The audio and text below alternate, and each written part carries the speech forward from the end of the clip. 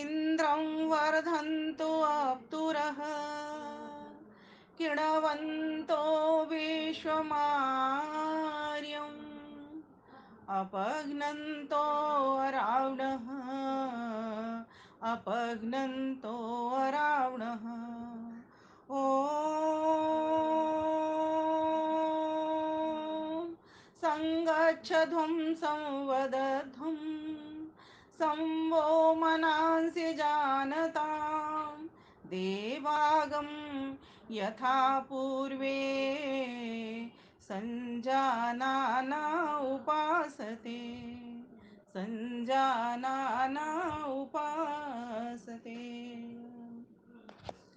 केंद्रीय आर्य युवक परिषद के 452वें राष्ट्रीय सृष्टि में आप सभी माताओं भाइयों बहनों का हार्दिक स्वागत है। सभी को नमस्ते कहती हूँ। नवरात्रि और विजयादशमी पर्व की बहुत बहुत शुभकामनाएं और हार्दिक बधाइयां प्रेषित करती हूँ।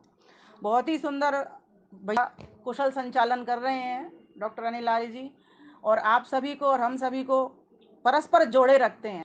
नित्य नए वक्ता बुलाना, नित्य नए अध्यक्षता के लिए अध्यक्ष बुलाना और नित्य नए अतिथियों को जोड़ना, ये बहुत बड़ा कार्य होता है। बहुत श्रम लगता है, बहुत समय भी लगता है इसमें। मैं देख रही हूँ, मैं तो कहीं पत्रक भेज भी नहीं पाई 8-10 जगह से अधिक, लेकिन भाई साहब एक प्रोग्राम पूरा करते नहीं है उससे पहले ही प्रेस विज्ञप्ति बना लेना, फोटो सोटो इकट्ठे कर लेना, सारा काम एक साथ और सब जगह पे फॉरवर्ड करना, बहुत बड़ा काम है। वक्ताओं को तैयार करना, अतिथियों को तैयार करना, अध्यक्षों को तैयार करना, इनके लिए मेरे पास शब्द कम पड़ जाते हैं। वास्तव में एक वैदिक संस्कृति को, राष्ट्र को समृद्ध सुखी बनाने के लिए जितना भी इनसे यथाशक्ति प्रयास हो सकता है लगे रहते हैं। एक एक दिन में कई कई कार्यक्रम आज भी ये कर रहे हैं, जबकि कोरोना ने किसी को इतना अच्छा स्वस्थ नहीं छोड़ा। फिर भी जितनी सामर्थ्य शक्ति है उससे कहीं अधिक आप काम कर रहे हैं। ऐसे डॉक्टर अनिल आर्य जी भ्राता जी को सादर नमन करती हूँ। आप सभी बंधु बांधव जो जहाँ से जुड़ा हुआ है, जो मातृशक्ति जहाँ से जुड़ी है, सभी को हार्दिक नमन वंदन अभिनंदन करती हूँ। प्यारी माताओं भाइयों बहनों, हम सभी विजयादशमी का आज पर्व मना रहे हैं। विजयादशमी का पर्व एक बहुत बड़ी प्रेरणा, एक बहुत बड़ा संदेश लेकर के आता है। यूं तो सभी पर्वों का अपना अपना संदेश है, अपनी अपनी प्रेरणा है, अपना अपना ढंग है, अपनी अपने विधि विधान हैं। लेकिन ये जो विजयादशमी का पर्व है, सही मायने में छत्र शक्ति को लेकर के चलने वाला पर्व है, और इसीलिए इसको हम क्षत्रियों का पर्व भी कह देते हैं। जैसे दीपावली को हम वैश्यों का, व्यापारियों का पर्व कहते हैं, उसी प्रकार से इस श्रावणी पर्व को हम ब्राह्मणों का कहते हैं और इसको विजयादशमी को हम क्षत्रियों का पर्व कहते हैं। यहाँ पर जो क्षत्रिय लोग होते हैं वे क्या करते हैं, अपने शस्त्रों की जो रखे होते हैं घरों में, उनको ठीक ठाक संभाल करते हैं, उनको चमकाते हैं, उनको पहना करते हैं, तीक्ष्ण बनाते हैं, और धर्म अधर्म के युद्ध में धर्म को जिताने के लिए भरपूर प्रयास करते हैं।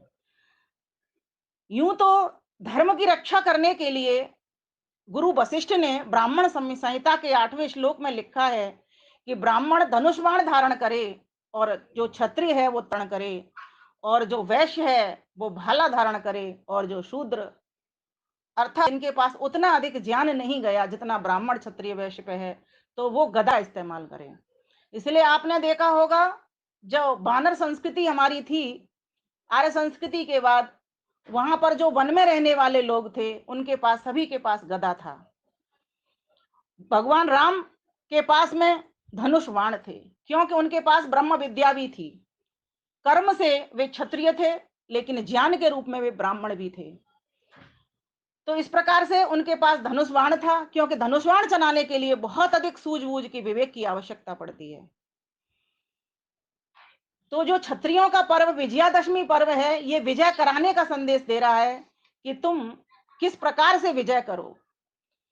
हमारे आगे और पीछे, हमारे अंदर और बाहर दो प्रकार के शत्रु चारों ओर घूम रहे होते हैं।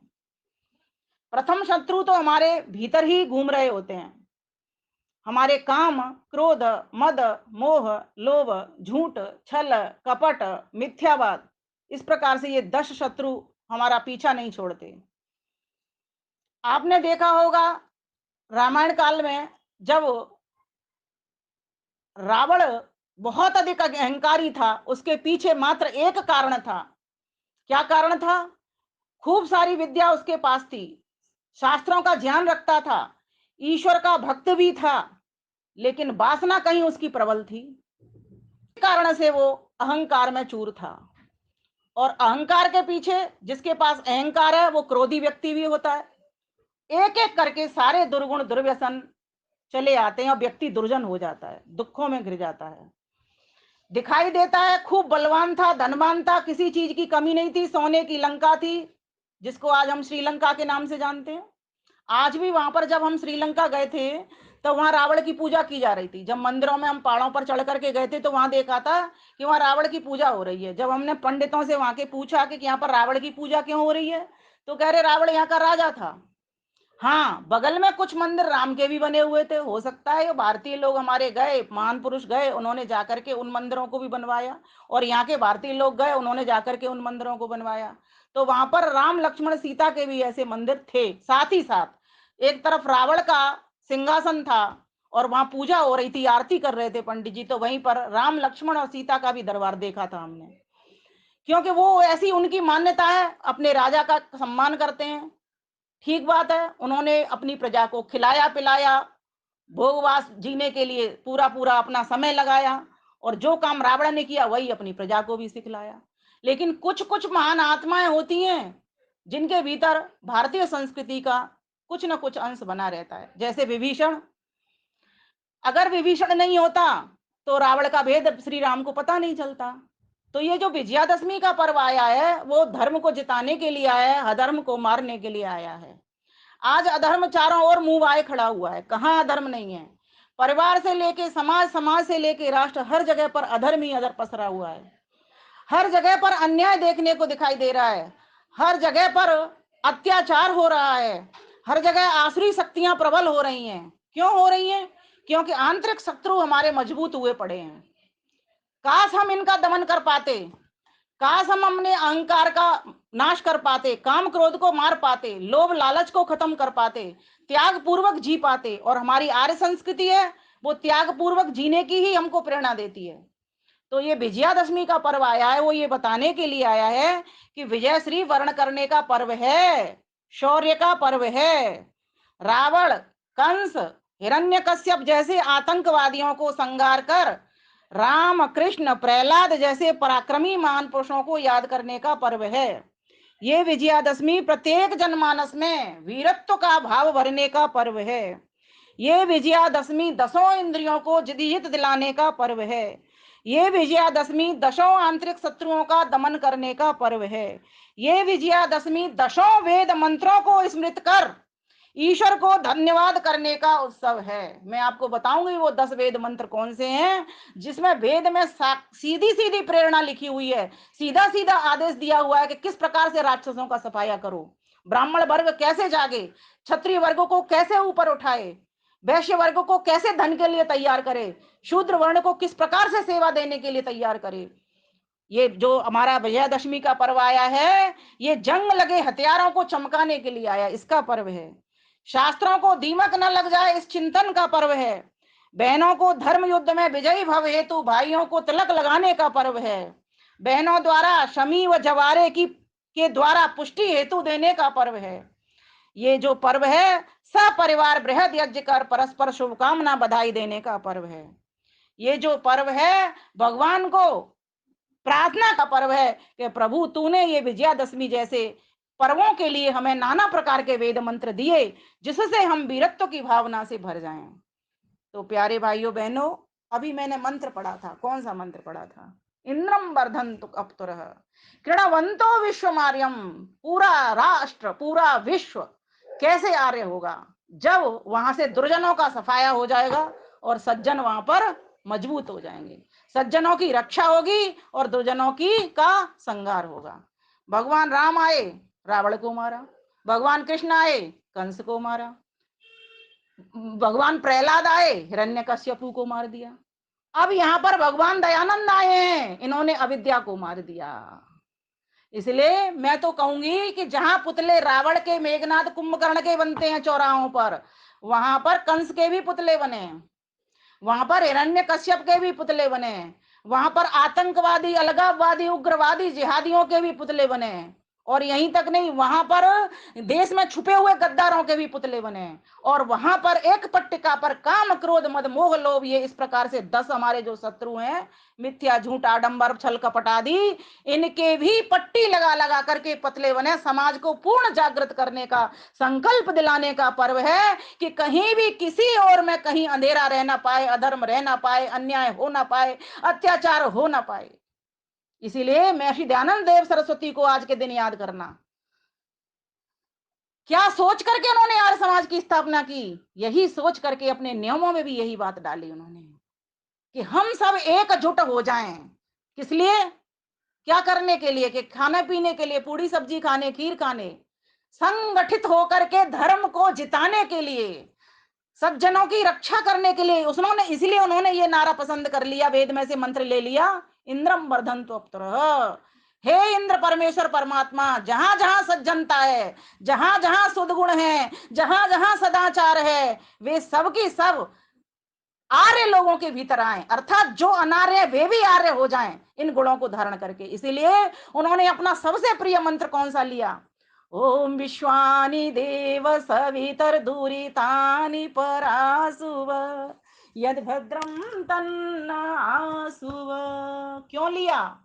इसीलिए ही लिया कि देखिए, दुर्गुण, दुर्व्यसन, दुख और दुर्जनता, ये 4 चीजें जहां होंगी वहां पर अधर्म होगा ही होगा।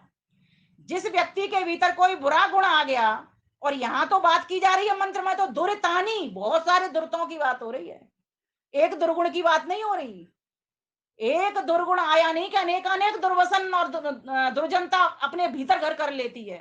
तो रावण जैसा आतताई, क्या कमी थी उसके पास? विद्या की कोई कमी नहीं थी, बहुत बड़ा विद्वान था, इसलिए उसके 10 सिर भी बनाए जाते हैं। लेकिन हम कौन से 10 सिरों को जलाते हैं? क्या हम विद्या को जलाते हैं? क्या हम विद्वता को जलाते हैं? नहीं, हम उन 10 सिरों को जलाते हैं जो पाप से भरा हुआ उसका घड़ा था, उसको हम जलाते हैं। उसके पीछे उसका काम, क्रोध, मद, मोह, लोभ ये भरे हुए थे, इनको हम जलाते हैं। झूठ, छल, कपट, उसी से तो सीता का हरण किया था रावण ने। कैसे हरण किया? सहारा लिया, ब्राह्मण का वेश धारण किया, साधु का वेश धारण किया, और सीता के पास भिक्षा मांगने चला गया।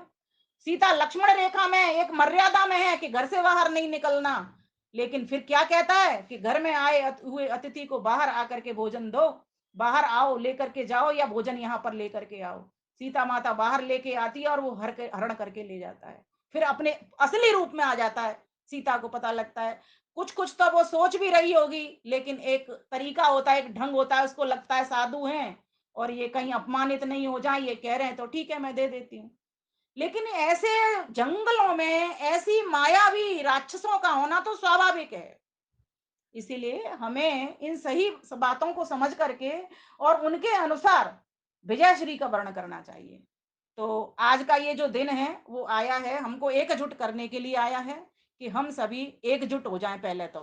क्योंकि ध्यान देना, अगर हमारे एक एक व्यक्ति के हाथ में तो लगे हुए हैं तीर, तलवार, धनुष, बाण, ठीक है, और वहां पर संख्या बहुत सारी कौरवों की बैठी हुई है, ठीक है, तो हम नहीं सामना कर पाएंगे। आपने देखा होगा, शेर जंगल का राजा है, जब वो शिकार करता है कभी अकेला नहीं करता। कैसे करता है? वो संगठन में करता है, बहुत सारे उसके साथ में और भी शेर शेरनियां होते हैं, तब जाकर के वो शिकार करता है। आज आवश्यकता है हम सभी को एक संगठन में आने की। संगच्छध्वम संवदध्वम संभो मनांस जानताम, और एकजुट होने के लिए संभो मनांस जानताम, हमको अपने मन विचार एक करने पड़ेंगे। जिस दिन हमारा एक विचार हो जाएगा उस दिन तो हम एक और नेक हो ही जाएंगे, उस दिन तो हम श्रेष्ठ भारत बना ही देंगे, उस दिन तो हम पूरे विश्व की टेक हो ही जाएंगे। एक बने, नेक बने, श्रेष्ठ बने, टेक बने, इस प्रकार से ये 4 बातों को जो व्यक्ति अपने जीवन में धारण कर लेता है आज विजयादशमी के पर्व पर, वो हर क्षेत्र में विजय हासिल करता है। श्री कृष्ण जिस क्षेत्र में उतरे वहां सफल हुए, भगवान राम जिस क्षेत्र में निकले वहीं सफल हुए। राज्य काज किया उन्होंने, तो किसी को किसी भी प्रकार का दुख नहीं व्यापा। इसलिए तुलसीदास जी को लिखना पड़ा, दैहिक दैविक भौतिक तापा, राम राज्य काहू नहीं व्यापा। इसीलिए तो हम भी चाहते हैं कि हमारे देश में भी राम राज्य आए, लेकिन आएगा कैसे? क्या सिर्फ सरकारों के बस में होकर के आएगा? हम भी तो लाने के जिम्मेवार होंगे। हम भी तो अपने घर को देखेंगे, पड़ोस को देखेंगे, समाज को देखेंगे, तब तो जाकर के वो राम राज्य आएगा। तो उसके लिए हमको क्या करना पड़ेगा? रामबाण बूटी पीनी पड़ेगी। रामबाण बूटी कौन सी है? रामबाण बूटी है, राम जी यज्ञ करते थे। राम जी वैदिक संस्कृति के सबसे बड़े फॉलोवर हैं। भगवान कृष्ण वैदिक संस्कृति के सबसे बड़े फॉलोवर हैं। अब आप कहोगे वैदिक संस्कृति को तो वो भी मानते थे, रावण वगैरह भी उनके यहाँ भी थी, मानते थे, पढ़ते, लेकिन जीवन में वो नहीं था। इसीलिए तो इन शत्रुओं समेटते रहे, इकट्ठे करते रहे, और एक दिन पाप का घड़ा भर जाता है तो वो फूट भी जाता है। और लेकिन फोड़ने के लिए आर्य संस्कृति के प्रणेता, आर्य संस्कृति के रक्षक, आर्य संस्कृति के वाहक, आर्य संस्कृति के धारक भगवान राम आए, तब जाकर के उनका सफाया किया। अहंकारी व्यक्ति कभी भी पनपता नहीं, कभी भी फूलता नहीं। अहंकार बहुत जल्दी पतन कर देता है, ठूट कर देता है। वृक्ष भी एक दिन खूब लदा हुआ है फलों से, फूलों से, लेकिन जैसे ही पतझड़ आता है उसका बसंत सब निकल जाता है, वो ठूट रह जाता है। इसीलिए आज आवश्यकता है इस विजयादशमी के पर्व पर हम अपनी वैदिक संस्कृति को धारण करने वाले बने, जिसमें बहुत सारी शिक्षाएं हैं। आज मैं आपको सकाव्य वो शिक्षाएं बताना चाहती हूँ कि क्या शिक्षाएं, कौन कौन से वे वेद मंत्र हैं, वो मैंने उनका काव्य किया है, और उसके साथ बताऊंगी तो आपको अर्थ समझ आ जाएगा, इसीलिए मैं काव्य बोलूंगी। ओ, और 10 ही मंत्र है वो, और 10 मंत्रों के भीतर क्या शिक्षा दी गई है, ये विजयादशमी के पर्व पर आज जानने की, समझने की आवश्यकता है। जितने भी पर्व आते हैं प्रेरणा देने के लिए, प्रसन्नता देने के लिए, पूर्णत्व से भरने के लिए आते हैं, पूरकता प्रदान करने के लिए आते हैं, कि समाज में हंसी हो, खुशी हो, आनंद हो, चैन हो, सुख बढ़े, कोई भी एक भी दुर्जन शक्ति ना रहे, कोई भी एक दुर्गुण ना रहे, कोई भी एक भी दुर्भाव ना रहे, कोई सारे सभी की सभी व्यक्ति आर्य बन जाएं। लेकिन ये होना बहुत असंभव है, ऐसे लगता है, प्रतीत होता है, लेकिन मेरा कहना ऐसा है, असंभव कुछ नहीं है, कठिन अवश्य है, कंटकाकीर्ण मार्ग है, इस पर ही चलना होगा हमको। तो आइए मेरे साथ उच्चारण करते हैं विजयादशमी के जो मंत्र। आज आपने यज्ञ में आहुति लगाई होगी, यहाँ पर बहुत सारे याज्ञिक परिवार भी मुझको सुन रहे हैं, तो जिन मंत्रों की आपने आहुति लगा के तो इतिश्री कर ली, पर आपको नहीं पता कि वे मंत्र कह क्या रहे हैं। असली जागृति तो वहीं से हो रही है हमको, कि ईश्वर ने हमको संदेश दिया इस विजयादशमी के पर्व को मनाओ। वो ऐसे किसी भी अपने पन्ने पर नहीं लिखता, या ऋषियों को नहीं कहता कि ये विजयादशमी है, या ये होली है, या ये दिवाली है। कहीं भी वेद में आपको इस तरह से नाम नहीं मिलेंगे, वहां ऋतु और काल के हिसाब से नाम मिलते हैं। तो जो वेद मंत्र दिए वो वीरत्व का भाव जगाने के लिए ऋषि मुनियों ने हमारे समक्ष इन पर्वों को बना करके दिया। सामाजिक विद्वानों ने इन पर्वों को, संस्कृतियों को सुरक्षित करने के लिए हमको ये बना करके दिया, और क्रमशः दिया। श्रावणी पर्व के जस्ट बाद ही पितृपक्ष, अर्थात ईश्वर को भी याद करो तो साथ साथ पूर्वजों को भी याद करो, क्योंकि देवा भागम पूर्व यथा नाम, मतलब आपके जो पूर्वज हैं वो कैसा काम करके गए हैं, आपके लिए एक मार्ग प्रशस्त करके गए हैं। कैसा मार्ग? ज्योतिष मत पक्ष धियो, ज्योतिष मत रक्षो धिया कृतान, अर्थात वो कैसा पथ निर्माण करके गए हैं, वो प्रकाश का पथ निर्माण करके गए हैं, वो ज्ञान का पथ निर्माण करके गए हैं। तो वो ज्ञान का पथ कौन सा है? वेद का पथ ही ज्ञान का पथ है, ईश्वरीय पथ ही ज्ञान का पथ है। तो आइए उन वेद मंत्रों को हम बोलेंगे कि ब्राह्मण किस प्रकार से तो संकल्प ले, और किस प्रकार से क्षत्रिय वैश्य शूद्रों को तैयार करे। तो आइए करते हैं प्रारंभ। ओम सं शीतं इदं ब्रह्म शं शीतं वीर्यं बलं संशीतं छत्रमजरमस्तु जिष्णुर्येषामस्मि पुरोहित। मंत्र के भीतर क्या कहा गया है कि ब्राह्मण किस तरह संकल्प ले, क्या संकल्प ले? हर ब्राह्मण हो कृत संकल्प, चले विमल वेद अनुकल्प। राष्ट्र पुरोहित उत्तम बनकर, ब्राह्मण शक्ति जगाए जग कर। छात्र शक्ति बल भुजा उठाए, बली बहादुर सैन्य बनाए। अस्त्र शस्त्र से सजा दे तन को, स्वाभिमान से भरा दे मन को। कभी छीड़ ना होने देवे, शक्ति भक्ति से सुशोभित होवे। रक्षा करे सबल कर राष्ट्र, जय हो शक्ति सुछत्र सुछात। तो ब्राह्मण क्या संकल्प करे? एक देश को अच्छा बनाने के लिए, सुखी समृद्ध आनंदित करने के लिए जो ब्राह्मण वर्ग है उसका निर्देशन बहुत सुंदर हो। इसीलिए वेद मंत्र एक राष्ट्र सूक्त के भीतर भी आता है, अथर्ववेद में। आ ब्राह्मण ब्राह्मणो ब्रह्म वर्चसी जायताम। हमारे देश के भीतर जो ब्राह्मण वर्ग है वो कैसे हो? ब्रह्म विद्या में निपुण हो, ब्रह्म विद्या के तेजस्वी पंडित हो, तभी वो जा करके क्षत्रिय लोगों को तैयार कर सकते हैं धर्म की रक्षा करने के लिए। तो कहा इसके भीतर कि हमें क्या करना होगा? ब्राह्मण की अगर हमारे भीतर योग्यता है तो हमको ब्राह्मण बनना पड़ेगा। और ब्राह्मण मुख के समान श्रेष्ठ है, मुख के समान तपस्वी है। ब्राह्मणो अस्य मुखमासीद, ये भी वेद ने कहा है यजुर्वेद के भीतर। तो आगे चलते हैं। ओम समहमेषां राष्ट्रं स्यामि समोजो वीर्यं बलम्, वृषामि शत्रूणां बाहूननेन हविषाम्। मेरा राष्ट्र बने संपन्न, इस हेतु मैं करूं प्रयत्न। कौन कह रहा है इस बात को? ब्राह्मण वर्ग कह रहा है।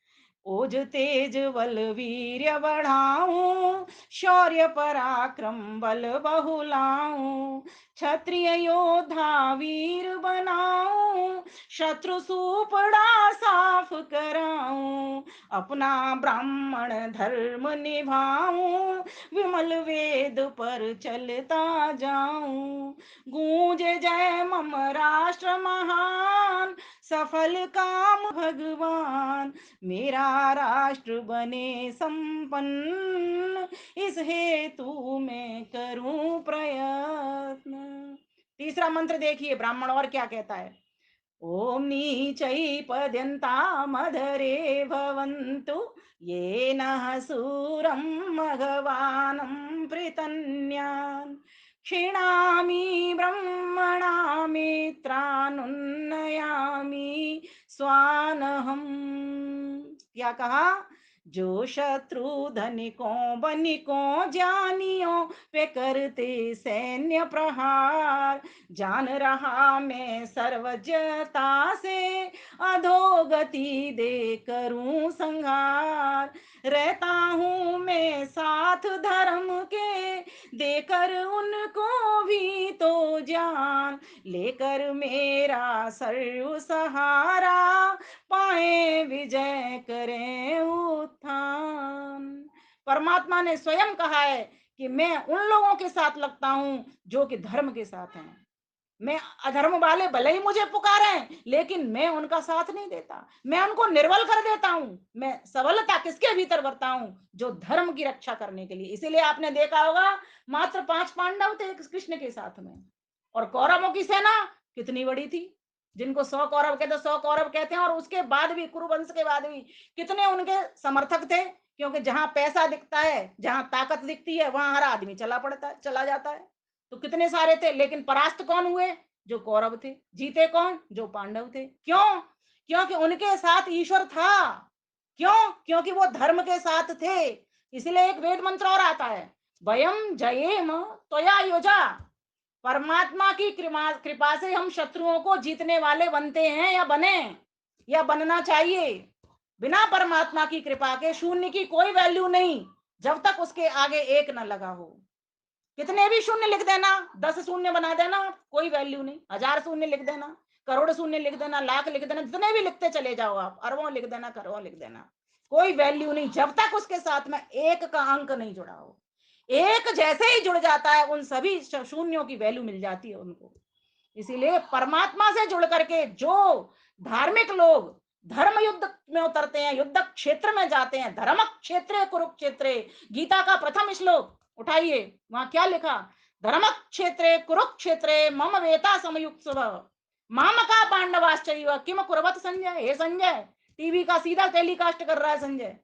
किसको बता रहा है? धृतराष्ट्र को बता रहा है, जो अंधा है, अविद्या अज्ञान अज्ञान में अंधकार में पड़ा हुआ है, भोग विलास में पड़ा हुआ है। हर युग में आते हैं ऐसे भोग विलासी अंधकार के अज्ञानी लोग। कोई युग ऐसा नहीं होता जिसमें नहीं हो। आज भी है, पहले भी थे, और भी बहुत पहले थे। स्टार्टिंग से ही शुरू हो जाता है। ईश्वर तो आर्य बनाता है, लेकिन धीरे धीरे अपने स्वार्थ की पूर्ति करते करते उसमें से कुछ अनार्य हो जाते हैं, कुछ आर्य रह जाते हैं। अनार्य अलग अलग टुकड़ों में, भूमि के टुकड़ों में चले गए, जिनको आज हम विदेश कहते हैं। आर्य इस भारत भूमि में आ गए, इसको हम आर्यावर्त कहते हैं। हम ईश्वर के पुत्र, ईश्वर का एक नाम आर्य है, और आर्य के पुत्र होने से हम आर्य हैं। ध्यान देना, ये नोट कर लेना, बात लिखने की समझने की है। ये वेद मंत्र स्वयं पुकार पुकार के कह रहे हैं, जब तुम वेदों के पास बैठोगे तभी जाकर के तुम्हारा ज्ञान होगा और वीरता की भावना भी जगेगी, देश प्रेम भी जगेगा, माता पिता के से प्रेम भी होगा। हर तरह के मंत्र वेद के भीतर हैं। ईश्वर भक्ति हो, मातृ पितृ भक्ति हो, गुरु भक्ति हो, राष्ट्र भक्ति हो, समाज भक्ति हो, सारी भक्तियां वेद के भीतर हैं। इसीलिए ये पर्व आते हैं इन भक्तियों को जागृत करने के लिए कि राष्ट्र की सुरक्षा सर्वप्रथम है। और कौन व्यक्ति करेगा इस राष्ट्र की सुरक्षा? जो वेद के पास बैठता है, जो वेद का ज्ञान लेता है। इसीलिए मैं आज ये समझ रही हूँ कि मैंने जो ये लिया है मंत्रों का काम, ये अच्छा लिया है आज के दिन। कल मेरा जो प्रवचन हुआ था वहां मैंने कुछ और बातें बोली, आज मैं कुछ और चीज लेकर के आपके पास। मेरा हर बार एक मन में एक इच्छा होती है कि मैं कुछ नई नई वस्तु, नई नई चीजें ला ला करके आपको दूं। ईश्वर की प्राप्ति होगी, समग्रता से ही हम सब जगह पर सुख पहुंचाएंगे, तभी हमको भी सुख मिल पाएगा। क्योंकि एक कोने में अगर दुख पड़ा पड़ा है, एक कोने में सुख है, तो सुख भी आएगा, दुख भी आएगा। अगर चारों कोनों में हम सुख बढ़ा देंगे तो चारों ओर से हमको सुख की प्राप्ति होगी। इसलिए ये वेद मंत्र, और वेद सुखी करने के लिए। ये क्यों? क्योंकि इसके पीछे भी लॉजिक है, क्योंकि ईश्वर सुख स्वरूप है, उसमें एक भी दुख नहीं, एक भी कष्ट नहीं, एक भी क्लेश नहीं। इसीलिए मंत्र क्या कह रहा है, देखिए कितने सुंदर सुंदर उपदेश हैं, लेकिन हम इनको पढ़ करके इनके अर्थ जाने तब तो। ओम तीक्ष्णीयांसः परशोरन्तोस्तीक्ष्णतरा उत इंद्रस्य वज्रा तीक्ष्णीयांसो येषामस्मि पुरोहित। ओम एषामहमायुधासं स्यामि एषां राष्ट्रं सुवीरं वर्धयामि एषां छत्रमजरमस्तु जिष्णु एषां चित्तं विश्वे वन्तु देवाः। क्या कहा गया? दो मंत्र मैंने इकट्ठे कॉमन कर दिए इसमें। उसी राष्ट्र का हूं मैं पुरोहित, जो चलता हो मुझे समर्पित, अस्त्र शस्त्र देता उन्हें से, काटे शीश शत्रु के धड़ से। शिशुपाल ने 100 गालियां दी थी कृष्ण को, तब तक सहन करते रहे, लेकिन जैसे 101 गाली पे आया, सिर सीधा सुदर्शन चक्र से। हमारे हर देवी देवता के हाथ में शस्त्र लगे हुए हैं, जहां शास्त्र है वहीं। जब तक इन दोनों का यत्र ब्रह्मक्षत्रम च, ये भी वेद कहता है, जब तक ये शस्त्र शास्त्र दोनों के मिलन नहीं होगा, सम्यंचौ चरतः सह, जब तक इन दोनों का साथ नहीं होगा तब तक सुरक्षा नहीं हो सकती, राष्ट्र सुखी समृद्ध नहीं हो सकता। इसीलिए शास्त्रों को बचाने के लिए शस्त्र धारण करने पड़ेंगे, और शस्त्रों को बचाने के लिए भी शास्त्र धारण करना पड़ेगा। अगर लाठी घर में रखी हुई है, आपको तो आपको डंडा सिर में कोई मार जाएगा। मिर्च घर में रखी है मसालदानी में, ये शस्त्र है सारे हमारे बहन बेटियों के लिए भी। ये शस्त्र हैं, अच्छी चीजें हैं, ये समझनी चाहिए। और कोई शत्रु आ गया रसोई में पहुंच करके, हम पहुंच ही नहीं पाए रसोई में, तब तक मिर्च ली उसने हमारे ऊपर ही गिरा दी, तो क्या करना पड़ेगा हमको? हमको उस चीज का ज्ञान भी लेना पड़ेगा। कौन शत्रु कहाँ है, कहाँ से हमारे घर आ सकता है, हमारे समाज को नुकसान पहुंचा सकता है, हमारे राष्ट्र को नुकसान पहुंचा रहा है। हमें चारों ओर के समाचारों पर नजर रखनी पड़ेगी। एक बार मैं सभी को कहती हूँ, लोग तो कहते हैं प्रवचन करता टीवी मत देखो, मैं कहती हूँ एक बार टीवी पर न्यूज जरूर देख लेना। आपकी देश दुनिया में हो क्या रहेगा, आपका ये कोरा ज्ञान ज्ञान रखा रह जाएगा, जब तक आपको आपके आपके देश का ज्ञान नहीं होगा। तो क्या जो हो रहा है वो कितना ठीक हो रहा है, कहाँ उसमें कमियां हो रही हैं, और आप अपनी बुद्धि से अकेले निर्णय नहीं ले सकते, निर्धारण भी नहीं कर सकते।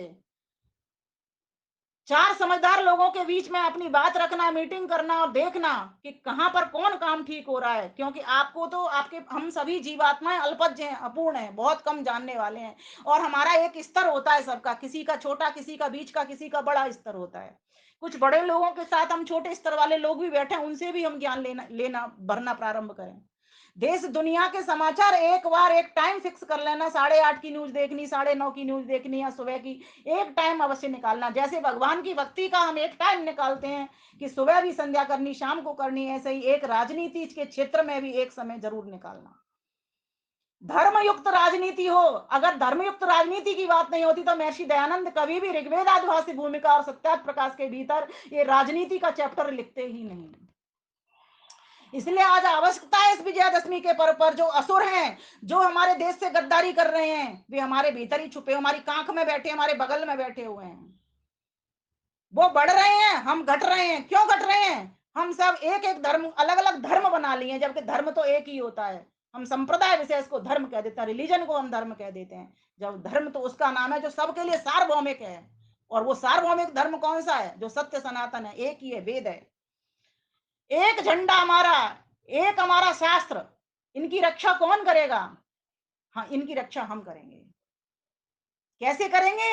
अपने बच्चों को, अपने पड़ोसियों को, अपने नाते रिश्तेदारों को यज्ञ में अपने साथ लेकर के जाएंगे,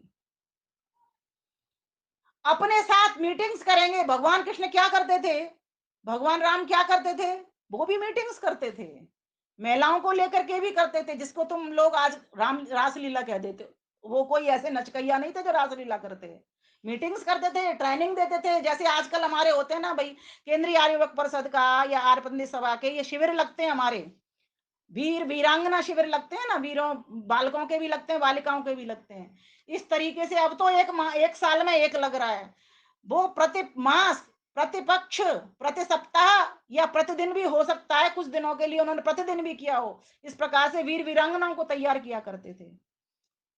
पति कहते हैं ना, उनके बहुत सारे, एक पति था, बहुत सारी उनकी रानियां थी। क्या मतलब? पति माने पालक, रक्षक। एक शब्द के बहुत सारे अर्थ होते हैं। जो व्यक्ति जिस संदर्भ को लेकर के उसके अर्थ समझ लेता है, वो ठीक प्रकार से प्रस्तुतिकरण दे पाता है। तो भगवान कृष्ण पालक थे, सभी स्त्रियों के भी पुरुषों के भी पालक थे, रक्षक थे।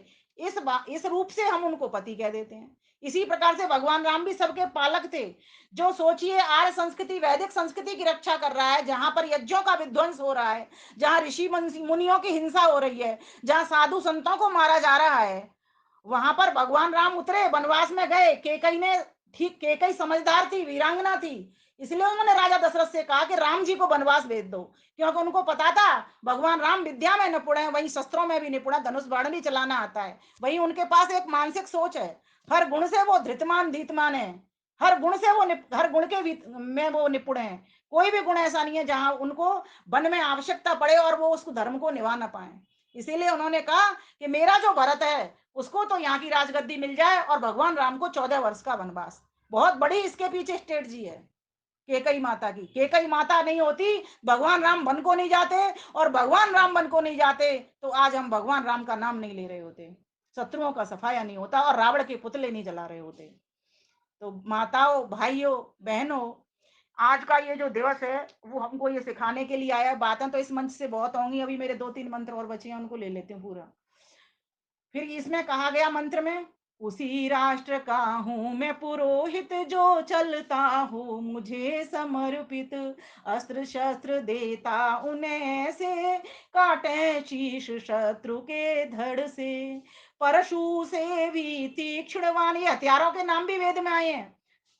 परशु से भी तीक्ष्ण बाण, अग्नि से दाहक बहु हथियार। बम गोले, और आजकल तो बम से युद्ध हो रहे हैं ना।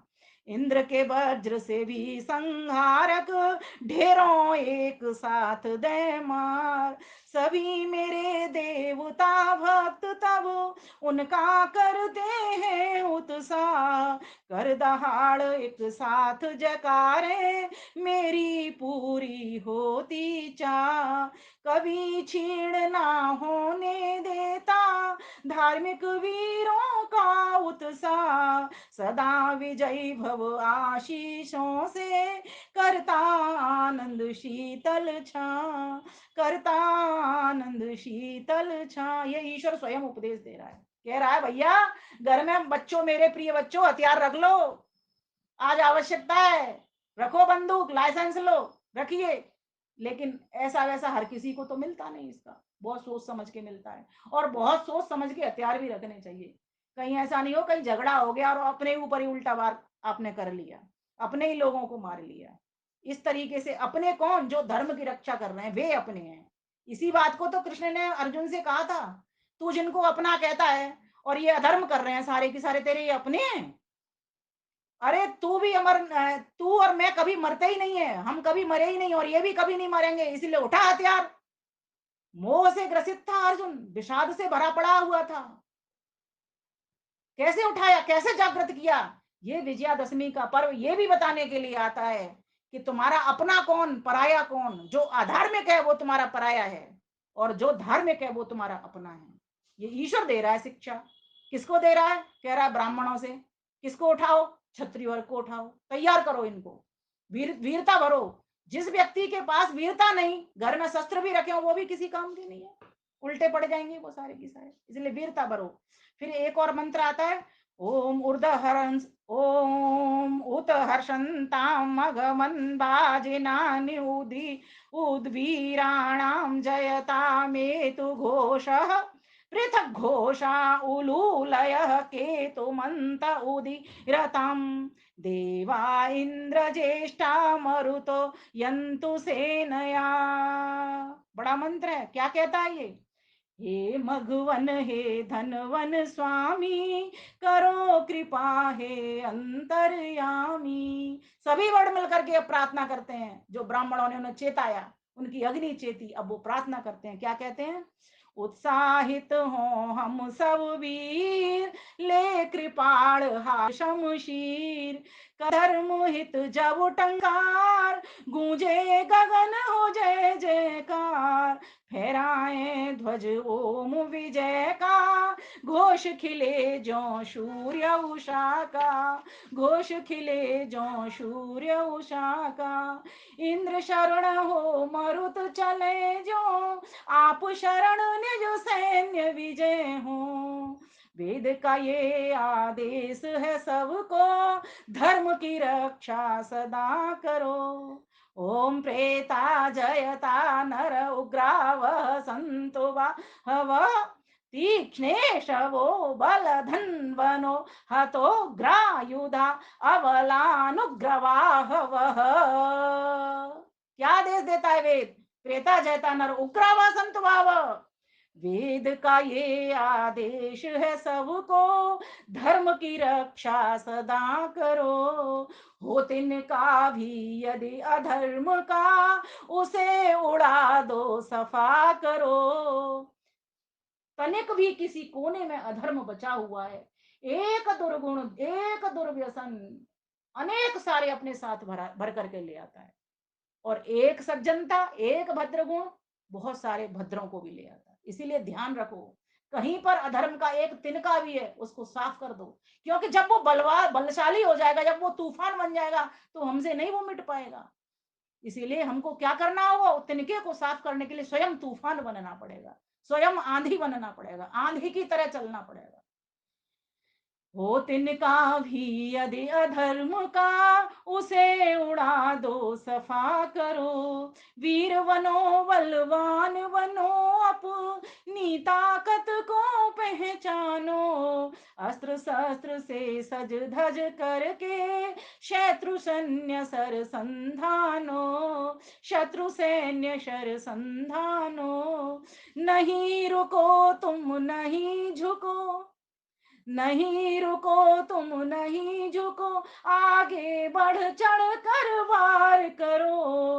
हो शावक सिंगिनी सबल तुम, टूट पड़ो व प्रहार करो। भरत शेर के मुखड़े को, जबड़े को ऐसे खोल देता है। ये भरत, ये जो भारत वर्ष है, ये ऐसे भरतों की ही भूमि है जिसके भीतर ऐसे बलवान पुत्र पुत्रियां पैदा होते हैं। हो शावक सिंगनी सवल तुम, टूट पड़ो व प्रहार करो। नहीं रुको तुम नहीं झुको तुम, आगे बढ़ चढ़ वार करो। अधर्म न जिंदा रहने पाए, भून दो कुत्तों स्यारों को। कसम तुम्हें है भारत माँ की, छोड़ना नहीं अधमारों को, छोड़ना नहीं अधमारों को। आप भी करते चलिए चेतना जागृत। ओम अवसृष्टा परापत शरभे ब्रह्म संशिते, जया मित्रान् प्रपद्य स्वदध्ये सांबरं वरं, मामीशां मोचि कश्चन। ये अथर्ववेद के 19वें सूक्त के हैं। वेद का ये आदेश है सबको, पाप कभी ना सहन करो। पहले तो क्या था, अधर्म का एक तिनका भी रह जाता है उसको साफ कर दो। अभी क्या कहा जा रहा है, वेद का ये आदेश है सबको, अधर्म कभी ना सहन करो। सहन भी नहीं करना, ध्यान देना। महात्मा गांधी जी ने कहा कि कोई हमारे एक गाल पे तमाचा मारे तो दूसरा गाल भी कर दो। नहीं, अगर कोई एक उंगली उठाता है तो उसके पूरे हाथ का सफाया कर दो। वेद का ये आदेश है सबको, अधर्म कभी ना सहन करो। चुन चुन मारो सारे शत्रु, लाशें गिन गिन दफन करो।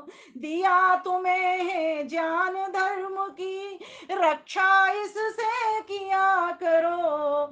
चमका कर हथियार प्रपहने, बाहुबली हो जिया करो। सुनो प्रेरणा मेरी अंते, एक भी शत्रु न बचने पाए।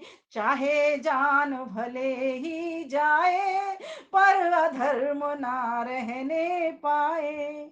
मारो कूटो फूनो फूको, टूट पड़ो इन गद्दारों पर। मैं हूँ साथ तुम्हारे बच्चों, चलो सुलगते अंगारों पर। जिन वीरों ने देश धर्म हित, महर्षि दयानंद को कितनी बार जहर दिया था, क्यों नहीं छोड़ा उन्होंने अपना कर्म? क्योंकि उन्होंने ये वेद पढ़े थे, ये वेद का संदेश देख लिया था। यहाँ से ओम अवशिष्टा परापत शरभ्ये ब्रह्म संसिते, जया मित्रान प्रपद्यस्व जह्ये सांबरम वरम मामीशां मोच कश्चन। मैं हूं साथ, उन्हें पता था कि अगर मैं ऐसा करूंगा तभी भगवान मेरे साथ होंगे, तभी मुझे भगवान की प्राप्ति होगी। कोई चिंता नहीं है।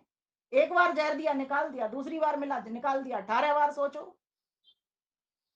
कहा मैं हूं साथ तुम्हारे बच्चों, चलो सुलगते अंगारों पर।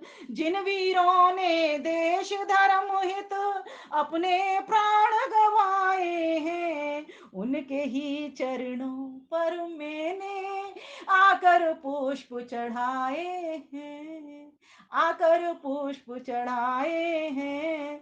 तुम तो अजर अमर हो आत्मा, अपने आप को पहचानो।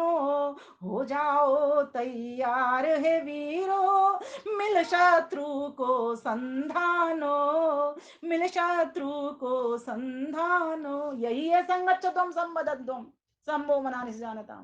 क्योंकि हमारे पूर्वज ऐसा करते आए, हमारे महर्षि दयानंद ऐसा करते आए, हमारे देशभक्त ऐसा करते आए हैं। चलो उनके पद चिन्हों पर देखो, पूर्वजों को। अग्नि नय बता रहा है। ओम ये बाहवो या ईशवो धन्वनां वीर्याणि च आसीन परुषनायुधं चित्ताकूतं च यद्धृदि सर्वं तदर्बुदे त्वममित्रेभ्यो दृशे कुरुतारांश्च प्रदर्शय। इनकी गद्य करने लगी तो एक एक वेद मंत्र की गद्य को एक एक घंटा लगेगा। इतनी अच्छी अच्छी इनमें बातें हैं, इतनी इतनी वीरत्व की भावना से भरने की बात है, जो मैंने कुछ चंद पंक्तियों में काव्यों के भीतर समेटे हैं। इसमें क्या कहा, हे वीरो हे शत्रु संहारक, अरे दल को पौरुष दिखलाओ। देखो क्यों दिखलाओ, क्योंकि व्यक्ति को निर्बल करने का एक ढंग और भी है। जो शत्रु है तुम्हारे सामने खड़ा है, उसके अगर आप उसको अपना व्यक्तित्व विशाल दिखाओगे, हाथ में तीर तलवार दिखाओगे, संगठित शक्ति दिखाओगे, सेना दिखाओगे, तो वो कांप जाएगा और उसका बल कमजोर हो जाएगा। और कृष्ण भगवान ने जब महाभारत का युद्ध हुआ था, इस नीति का बहुत पालन किया था। ऋजु नीति जहां उनके पास थी, वहां कूटनीति भी उनके पास थी। किस किस तरीके से आपको सबको पता है, प्रसंग पढ़ूंगी तो फिर और चला जाएगा समय। तो कहा, जिससे हो भयभीत व निर्बल, भुजबल अस्त्र शस्त्र दिखलाओ, तीर परशु तलवार व आयुध। देखिए वेद के भीतर कितने आ गए नाम, तीर परशु तलवार व आयुध, और निजी ताकत बतलाओ, हृदय के संकल्प आत्मबल, द्वारा उनको खूब डरे हूं संग तुम्हारे बच्चों, करो विजय श्री यश बहु पाओ, विमल वेद आज्ञा पर चल कर, अपनी संस्कृति धर्म बचाओ, अपनी संस्कृति राष्ट्र बचाओ। अंतिम मंत्र और है 10वां, ओम उत्तिष्ठित सम नयध्वम मित्रा देव जना यूयम। पहले से ही तैयार रहो, संदृष्टा गुप्ता वह संतु यानो मित्रानि अर्बुदे।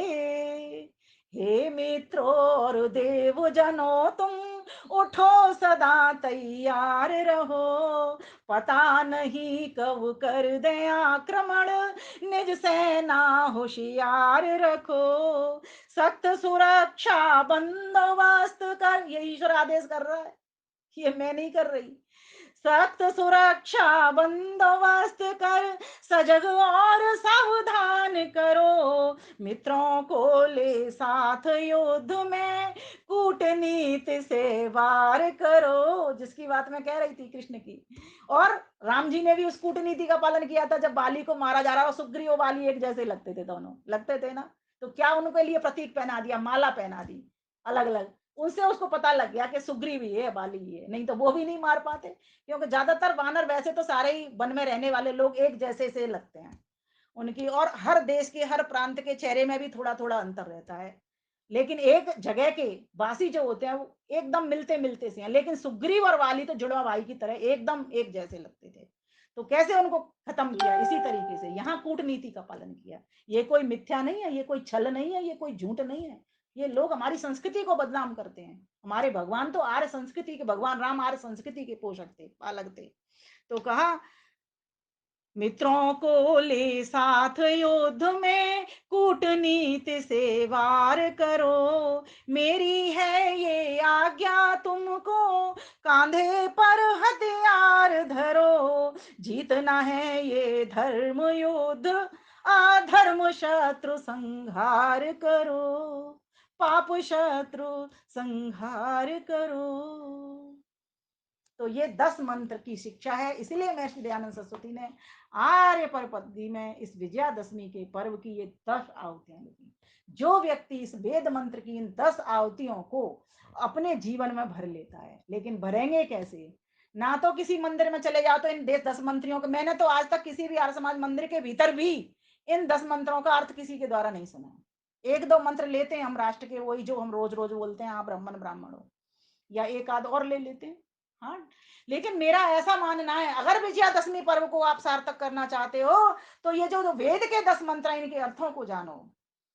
इनके काव्य सहित अगर चाहिए तो मेरी पुस्तक आप ले सकते हो, ये विमल वैदिक दिनचर्या, इसके भीतर लिखे हुए हैं। और जिन जिन माताओं बहनों के पास पहुंच गई है वो इसको एक बार खोलें, देखें, और जब भी मंत्रों, ये विजयादशमी का पर्व आया, इन मंत्रों से आहुति लगाएं और काव्य सहित आहुति लगाएं, जिससे हम जिन बच्चे, जो समाज जो हमारे पास बैठ करके यज्ञ कर रहे हैं, कम से कम उतने लोग तो इस बात को समझ सकें कि वेद क्या आज्ञा कर रहा है, ईश्वर हमको क्या उपदेश कर रहा है। कोरा ज्ञान हमारे पास होगा, कर्म में जब हम नहीं उतरेंगे उतना तो मानते हैं, थोड़ा-थोड़ा, जिससे हमारे पेट पूजा हो जाए, हमारे बच्चे पल जाएँ, बस उतना-उतना मानते हैं। हमें ना समाज की चिंता, आज हम जिस आयु वर्ग के हैं, उस आयु वर्ग की चिंता क्या होगी? इसीलिए तो रिटायरमेंट हो जाता है 50 के बाद में, 60 के बाद में। क्यों? अब समाज को देख लो भैया, देखो ब्रह्मचर्य काल तो विद्यार्थी काल था 25 साल का, 50 साल तक मिले हमको गृहस्थी होने के, तो वो हमने परिवार में लगा दिया, बहुत समाज और राष्ट्र की चिंता करने का। लेकिन ये जो वानप्रस्थी जीवन मिला, ये तो मिला ही तुमको समाज राष्ट्र की चिंता करने के लिए है। इसलिए यहाँ पर तुम रिटायर नहीं हुए, तुम्हारे टायर थके नहीं होने चाहिए, तुम्हारे टायरों में चेतना आनी चाहिए, तुम्हारे टायर से दूसरे टायर जागृत हो जाएं। तो ये विजयादशमी का पर्व हमको कहने के लिए आया है कि हम अपनी संतानों को भोजन ऐसा दें जिससे वो हष्ट पुष्ट बलवान हो। हम अपनी संतानों का ऐसा ज्ञान दें, वेद का ज्ञान दें, जिससे उनकी मानसिक उन्नति हो, आत्मिक उन्नति हो, आध्यात्मिक उन्नति हो। हम अपने बच्चों को अपने जितने भी सामाजिक धार्मिक कार्य होते हैं उनको साथ लेकर के चलें। और सिर्फ बच्चों को ही नहीं, आप चल रहे हो रास्ते में, आपके पड़ोसी आपसे रोज आपकी आपकी रामा कृष्णा या नमस्ते जो भी आप करते उनको बोलिए ना, एक दिन पहले बोल दीजिए, जैसे भाई अनिल जी कैसे संख्या जुटाते हैं, इसी तरीके से संख्या जुटाते हैं।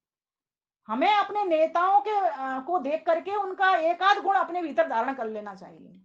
तो मेरा ऐसा मानना है कि ये जो विजया दशमी का जो पर्व है, इसको हमें परस्पर एक दूसरे को शुभकामनाएं बधाई देते हुए, वृद्धि की कामना करते हुए मनाना चाहिए। बृहद रूप से यज्ञ करना चाहिए, इन 10 वेद मंत्रों की आहुति लगाना चाहिए, अपने बच्चों बच्चियों को ट्रेनिंग कैंपों में, आर्य वीरांगना दल, वीर दल के शिविरों में भेजना चाहिए। शास्त्रों में दीमक ना लग जाए, शस्त्रों में जंग ना लग जाए, इस बात की चिंता करके मनाना चाहिए। और बहन भाई परस्पर एक दूसरे की रक्षा के लिए संकल्प लेंगे। बहनें भाइयों के घर जाकर के उनकी वीरता पोषण के लिए उनको जवारे देती हैं, ये भी एक प्रतीकात्मक कर्मकांड है और अच्छा है ये। इसमें भाई के लिए लंबी आयु की कामना करती हैं, विजय भव होने की कामना करती हैं, विजय श्री को धारण करने की कामना करती हैं। भाई अपनी बहन की बात को स्वीकार करता है और उसको कुछ भेंट देता है, उपहार देता है, पैसे के रूप में या कुछ, लेकिन इसमें बेकार नहीं आना चाहिए। बस हमें उसकी मूल संस्कृति से जुड़े रहना चाहिए। जो व्यक्ति अपने मूल से जुड़ता है वो बगिया के बहुत सुंदर महकते महकते फूल बन जाता है और पूरे उद्यान को महका लेता है। बस यही तो वेद ने कहा है, इंद्रम वर्धन्तो अप्सरा क्रीडवन्तो विश्वमार्यम अपगनन्तो अरावण। इन्हीं शब्दों के साथ आप सभी को शुभकामनाएं बधाई देते हुए अपनी वाणी को मैं यहीं विराम करती हूँ। विषय बहुत अधिक है इसमें, लेकिन कुछ आगे के लिए भी रहना चाहिए और कुछ पचने के लिए भी रहना चाहिए। इसलिए मैं आप सभी को नमस्ते धन्यवाद करते हुए पूर्ण विराम लेती हूँ। ओम शांति, ओम शांति।